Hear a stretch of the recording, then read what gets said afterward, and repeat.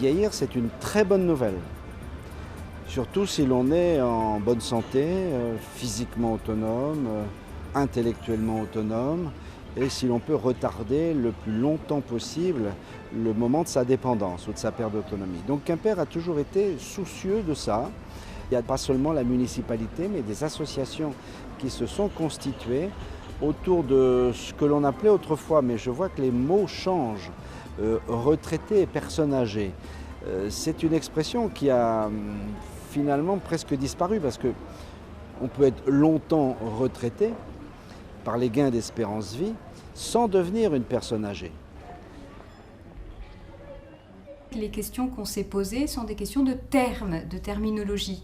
Il y avait des termes à la fois qui n'avaient pas le même sens, je pense au terme soutien communautaire par exemple, ou au terme respect et participation sociale des aînés, qui ne signifient pas exactement la même chose au Québec et en France. Et puis il y a des termes aussi que le dispositif prévoyait autour des questions du travail, qui ne se posent pas dans les mêmes termes. On retrouve aujourd'hui des personnes au travail plus souvent dans les âges élevés au Québec qu'on ne trouve évidemment chez nous, même si tout ça est en train de changer.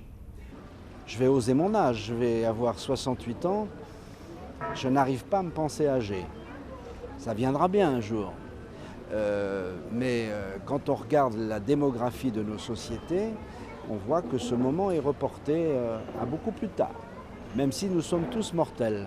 De ce fait, les collectivités publiques, qu'il s'agisse d'une commune ou je dirais aussi de l'État, ont le devoir d'adapter finalement, de penser leur ville, de penser les équipements pour toutes les catégories d'âge de la population.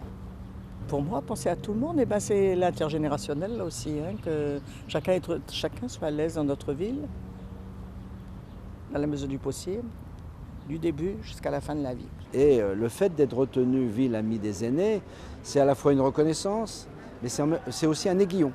Alors, il y a eu un travail particulier à Quimper, puisque Quimper a pris le temps de réfléchir à sa démarche et a utilisé son fichier d'élection, en choisissant un pas au hasard, un vivier de population, et d'élargir un peu effectivement la représentation des personnes qui étaient amenées à s'exprimer sur ce qu'elles pensaient sur ces 8 thèmes que VADA, Ville Amie des Aînés, retenait. Ça intéressait les gens et ça avait été des discussions non programmées, si vous voulez. Chacun disait son ressenti sur la ville en matière de transport. En matière de bus, moi j'ai appris beaucoup de choses.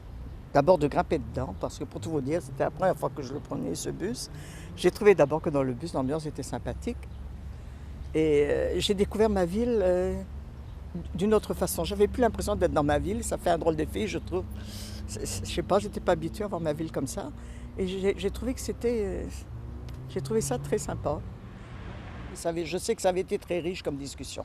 Tous les problèmes quotidiens que l'on rencontre dans notre ville, quoi. Suite à une mauvaise chute, mon papa ne pouvait plus accéder à la salle de bain parce que les portes déjà étaient trop étroites pour le déambulateur et pour le fauteuil roulant. Et en plus, il n'avait pas accès à la salle de bain du fait de son handicap. Donc là maintenant, avec cette salle de bain, avec l'aide des infirmières, il peut prendre une douche de manière tout à fait correcte. À l'époque qu'on avait fait cette salle de bain, là, ça ne se faisait pas comme maintenant. Ça se faisait partout, oui. Je suis plus à l'aise, certainement. Ça améliore la vie, oui.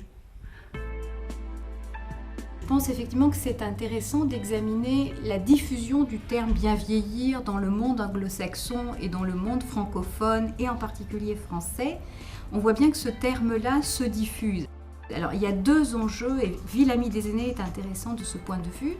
Soit on considère que bien vieillir, vieillir en bonne santé en restant actif, c'est de la responsabilité des individus et c'est un peu notre tendance parfois dans l'univers francophone et en particulier en France, où on considère que bien vieillir, c'est une responsabilité sociale, responsabilité des collectivités, des acteurs publics. Et de ce point de vue, l'intérêt pour Quimper de rentrer dans cette démarche Ville Amie des Aînés, c'est effectivement de faire ce parcours qui considère que le statut et les activités des vieilles personnes relèvent d'une responsabilité aussi collective, ce qui n'annule pas évidemment l'engagement des individus dans leur propre parcours de vie. Personne ne doit être exclu de la ville. et notamment de son cœur. Ce qui menace nos sociétés, c'est en particulier pas seulement l'isolement. Vous pouvez être isolé dans un coin, géographiquement isolé. Non, c'est la solitude. La solitude, c'est autre chose. C'est-à-dire que vous n'êtes en contact avec personne. Vous ne parlez à personne. Personne ne vient plus vous voir. Et ça, je pense que c'est terrible. Il faut trouver le fil humain. Tout le boulot que l'on fait, c'est autour de la prévention. C'est toujours dans un but préventif. Que ce soit les randos, la gym. On a des séances de gym adapté pour les plus anciens. On va chercher les gens chez eux pour les amener à la gym adaptée. C'est pas bien ça qu'on aille chercher les gens chez eux, qu'on les laisse pas tomber. Je crois que ce qui est intéressant, c'est effectivement cette dimension ville pour tous les âges et responsabilité collective des acteurs dans cette démarche, c'est-à-dire que l'approche globale, c'est d'imaginer que les acteurs, les individus eux-mêmes, mais aussi leur environnement, va pouvoir coopérer pour soutenir une ville pour tous les âges. Il ne faut pas que les personnes âgées soient exclues de la vie civique et démocratique de notre cité. La ville est à eux, comme aux autres, et la ville a besoin d'eux, comme des autres. Et je me contenterai de résumer ainsi les objectifs de ce projet.